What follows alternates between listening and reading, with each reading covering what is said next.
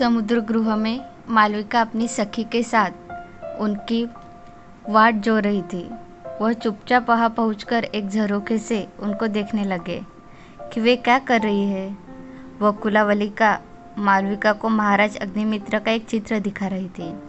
उन दोनों ने चित्र वाले महाराज को प्रणाम किया। मालविका उस दिन नाट्यशाला में लज्जा के कारण महाराज को पूरी तरह देख न पाई थी, इसलिए अब वह उन्हें चित्र में देखकर अघाती नहीं थी। किंतु उस चित्र में महाराज सब और दृष्टि हटाकर रानी इरावती की ओर देख रहे थे। यह देखकर मालविका को बड़ी जलन हुई और उसने क्रोध के मारे मुंह फेर लिया। राजा और गौतम तब तुरंत उनके पास चले आए। उन्हें देखकर दोनों ने उनका स्वागत किया। कुछ क्षण गौतम और वकुलावलिका बहाना बनाकर वहां से चले गए, लेकिन महाराज और मालविका वहीं रह गए। बाहर आकर गौतम ठंडी और चिकनी शिला पर लेट गया और कुछ देर बाद सो गया। उसी समय छोटी रानी इरावती गौतम का हाल सुनकर प्रमदवन में उसे देखने आई। इसके साथ ही वह चित्र में बने हुए महाराज को मनाना भी चाहती थी। उसे महाराज से रूठने का दुख था। इसी समय उन्हें महारानी धारिणी की एक दासी से यह समाचार भी मिला कि उसका सम्मान बढ़ाने के लिए महारानी ने मालविका और उसकी सखी को बंदी गृह में डाल दिया है। समुद्र गृह के द्वार पर पहुंचकर उन्होंने विदूषक गौतम को आराम से सोते हुए पाया। वह नींद में मालविका से बातें कर रहा था। यह सुनकर इरावती की दासी ने कहा, यह बड़ा कृतज्ञ ब्राह्मण है। पेट तो आपके लिए लड्डुओं से भरता है और सपने में बातें करता है मालविका से। इसे अभी सांप जैसी टेढ़ी लकड़ी से डराती हूँ। यह कहकर उसने सांप की तरह टेढ़ी एक लकड़ी उस डाल पर दी। गौतम एकदम डरकर उठा और चिल्लाने लगा। उसकी चिल्लाहट सुनकर महाराज अग्निमित्र तुरंत समुद्र गृह से बाहर निकल आए और गौतम की सहायता के लिए आगे बढ़े, पर पीछे आती हुई मालविका ने सांप के डर से उन्हें रोक लिया। इतनी देर में गौतम को पता लग गया कि वह सांप नहीं लकड़ी है। वह हंसकर बोला, केतकी के कांटे से अपना अंगूठा छेदकर सांप पर जो मैंने झूठा कलंक लगाया था, उसी का यह फल मिला है। खंबे के पीछे छिपी रानी इरावती यह सब देख रही थी। अब वह सामने आ गई और सबको लताड़ने लगी। उस समय मालविका की दशा बंधन से छूटे हुए उस पालतू कबूतर की तरह थी जिस पर बिल्ली की दृष्टि पड़ गई हो। वकुलावलिका अपने निरपराध प्रमाणित करने का असफल प्रयत्न कर रही थी। उस बेचारी का दोष भी क्या था? क्या मेंढक की बोली सुनकर ही इंद्र को पानी बरसाने की याद आती है? विदूषक गौतम भी इरावती के कोप से बचने के लिए अपनी सब युक्तियां काम में ला रहा था। महाराज ने भी रानी को मनाते हुए कहा, मुझे तो इसमें रूठने की कोई बात नहीं दिखाई देती। मैंने तो इन दोनों को इसलिए छोड़ दिया है कि उत्सव के दिन अपने सेवकों को अपराध करने पर भी बांध कर नहीं रखना चाहिए। वहाँ से छूटने पर ये दोनों मुझे प्रणाम करने यहाँ चले आई थी, लेकिन इरावती का क्रोध शांत नहीं हुआ। यही नहीं, वह बड़ी रानी पर भी क्रुद्ध हो उठी। लेकिन उसी समय उसकी दासी ने आकर कान में बताया कि यह सब काम गौतम का है। वह बस गौतम पर बरस पड़ी। राजा बड़ी मुसीबत में थे कि इस संकट से कैसे पीछा छूटे कि उसी समय प्रतिहारी जयसेना ने आकर निवेदन किया। कुमारी वसुलक्ष्मी गेंद के पीछे दौड़ रही थी कि एक पीला बंदर वहां आ पहुंचा। उसे देखकर कुमारी बहुत डर गई और देवी की गोद में पड़ी हुई थरथर काँप रही थी। अभी तक उन्हें चेत नहीं हुआ। उसे सूद में लाने के लिए महाराज को एक अच्छा बहाना मिल गया, जिसका लाभ उठाकर वह तुरंत वहां से चले गए। रानी इरावती भी घबराकर उनके साथ चली गई। उनके जाने के बाद भी मालविका का डर कम नहीं हुआ। कहने लगी, अब न जाने क्या क्या दंड भोगना पड़ेगा। लेकिन ठीक इसी समय उन्हें सुनहरे अशोक के फूल का समाचार मिला। वे दोनों बड़ी प्रसन्न हुई और मालिन के पीछे पीछे बड़ी रानी के पास चल दी। उसी समय राजभवन में चारों ओर से सुखद समाचार आने लगे।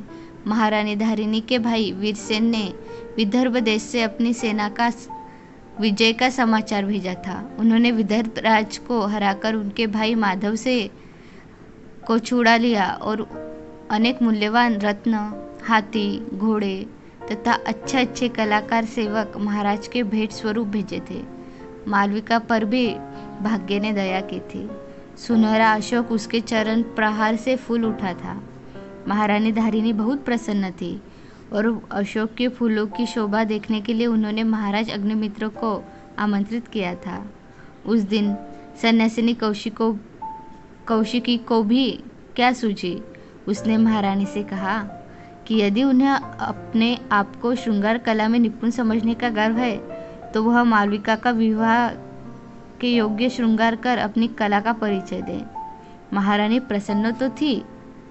उन्होंने नववधू के विशेष अलंकार से मालविका को बड़े सुहावने ढंग से सजा दिया। महारानी का संदेश पाकर महाराज अग्निमित्र विदूषक के साथ प्रमदवन में पधारे। वसंत का यौवन जैसे लौट आया था। अशोक ने लाल फूलों की चादर ओढ़ रखी थी। जब महारानी ने महाराज का स्वागत किया तो मालविका रानी के पास ही खड़ी थी। इसे नववधू के वेश में देखकर राजा के हृदय में आशा की एक लहर उठी। मालविका अपने विवाह वेश का कारण जानती थी, परंतु फिर भी उसकी बाई आंख बार बार फड़क रही थी और उसका मन कमल पत्र पर पड़े जल की बूंदों की तरह कांप रहा था। वह बड़ी सुंदर लग रही थी। उसी समय विदर्भ देश से आए हुए उपहारों में से संगीत कला निपुण 2 युवतियां महाराज और महारानी के सामने पेश की गई। महाराज ने प्रसन्न होकर मालविका को उनमें से एक युवती को अपनी साथिन के रूप में चुनने के लिए कहा, लेकिन जैसे दोनों युवतियों ने मालविका को देखा तो वे आश्चर्यचकित रह गई। उन्होंने अपनी राजकुमारी को पहचान लिया था। उन्होंने उसे झुककर प्रणाम किया और फिर गले मिलकर रोने लगे। सब हैरान रह गए। पूछने पर पता चला कि वह मालविका है जिसका विवाह महाराज अग्निमित्र से करने के लिए माधवसेन उसे विदिशा ला रहे थे। यही उस माधवसेन की छोटी बहन है जिसे महाराज अग्निमित्र की विजयी सेना से कारागार से मुक्त किया गया है। राजकुमारी मालविका का वास्तविक परिचय पाकर महारानी बोल उठी, मैंने चंदन से खड़ाऊ का काम लेकर बड़ा पाप किया है। युवतियों ने आगे बताया कि माधवसेन मालविका के साथ विदिशा आते समय जब अपने भाई द्वारा पकड़ लिए गए तो उनके मंत्री सुमति मालविका को अपने साथ लेकर गुप्त रूप से कहीं चले गए। उसके बाद क्या हुआ यह वे कुमारियां नहीं जानती थी, लेकिन उसी समय पंडिता कौशिकी बोल उठी। उसके बाद की कथा मैं बताती हूँ। उनकी आवाज़ सुनकर वे युवतियाँ उन्हें भी पहचान गई। वह मंत्री सुमिति थी, उनकी बहन थी। उन्होंने आगे की कथा बताते हुए कहा, मेरे भाई सुमति माधवसेन के पकड़े जाने पर मालविका को आपके पास पहुंचाने का स्वयं चल पड़े। रास्ते में विदिशा जाते हुए वैश्यों का एक दल मिला और वह उनके साथ हो लिए। थोड़ी देर दूर जाने के बाद उन्होंने एक जंगल में प्रवेश किया। तभी सहसा डाकुओं का एक दल उन पर टूट पड़ा। उन डाकुओं की छातियों पर तरकशों के पट्टे कसे थे, एड़िए पर मोर पंख लटक रहे थे और उन सब के हाथों में धनुष थे। वे ऐसे भयंकर थे कि उनसे लड़कर जितना कठिन था। वणिक दल के सैनिकों ने कुछ समय तक तो उनका सामना किया, पर डाकुओं ने उन्हें शीघ्र ही मार भगाया। तब मेरे भाई ने उन डाकुओं से मालविका को बचाने के लिए अपने प्राण दे दिए।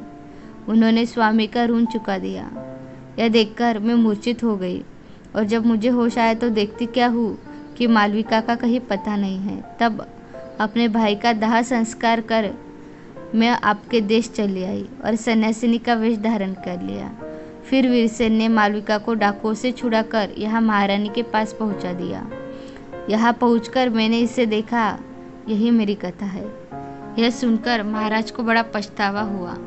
महारानी ने कौशिकी से कहा, भगवती, यह बात छिपा कर कि मालविका इतने ऊंचे घराने की है आपने अच्छा नहीं किया।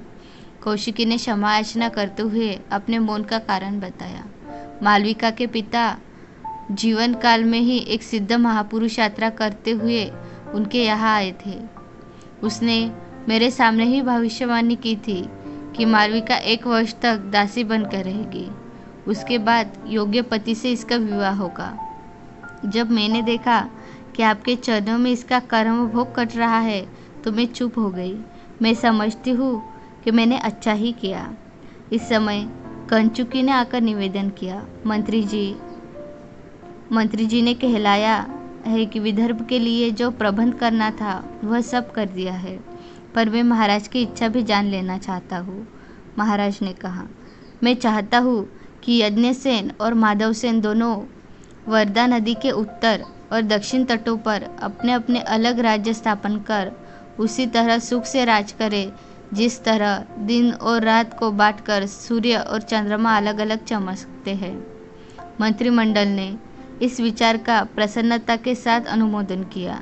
तब महाराज अग्निमित्र सेनापति वीरसेन को इस आशय का पत्र भेजे जाने की आज्ञा दे ही रहे थे कि उन्हें सेनापति पुष्यमित्र का पत्र भेट गया। अब तो महारानी उत्सुक हो उठी। उनका पुत्र वसुमित्र सेनापति पुष्यमित्र के साथ ही था। पुष्यमित्र ने अपने पत्र द्वारा अपने पुत्र अग्निमित्र को सूचित किया था। अश्वमेघ की दीक्षा लेकर मैंने 1 वर्ष की अवधि बांधकर जो घोड़ा छोड़ा था और 100 राजपुत्रों के साथ कुमार वसुमित्र को जिसकी रक्षा के लिए नियुक्त कर रखा था, उसे सिंधु नदी के दक्षिण तट पर यवनों की घुड़सवार सेना ने पकड़ लिया। इस पर बड़ा युद्ध हुआ। उस युद्ध में धनुर्धारी वसुमित्र ने बड़ी वीरता से शत्रुओं को मार भगाया और अपना छीना हुआ घोड़ा लौटा लिया। मैं अब अश्वमेघ यज्ञ कर रहा हूँ, इसलिए आप तुरंत बहुओं को लेकर चले आओ। महाराज और महारानी इस सुखद समाचार को सुनकर प्रसन्न उठे। महारानी धारिणी अब केवल वीर पति की पत्नी ही नहीं थी, बल्कि वीर पुत्र की माता भी थी। उन्हें हर्ष होना स्वाभाविक ही था और सबको भी इस समाचार से बड़ा हर्ष हुआ। महाराज ने उस अवसर पर यज्ञसेन के साले और अन्य सब बंदियों को मुक्त कर दिया। उस हर्ष और उल्लास में महारानी धारिणी मालविका को नहीं भूली। अपनी प्रतिज्ञा अनुसार उन्होंने उस शुभ अवसर पर उसे महाराज को सौंपने की इच्छा प्रकट की। रानी इरावती सब कुछ जान चुकी थी, इसलिए उसने भी महारानी के इस प्रस्ताव का अनुमोदन किया। अंत में महारानी धारिणी ने वधू वेश वाला मालविका को सचमुच दुल्हन बनाकर राजा को सौंप दिया और पूछा, आर्यपुत्र, क्या मैं आपकी कुछ और मनचाही बात कर सकती हूँ? महाराज ने कहा, देवी, मैं तो बस इतना ही चाहता हूँ कि तुम सदा मुझ पर प्रसन्न रहो। फिर भी इतना और हो जाए कि जब तक अग्निमित्र राज्य करे तब तक उनकी प्रजा में किसी प्रकार के उपद्रव आदि न हो।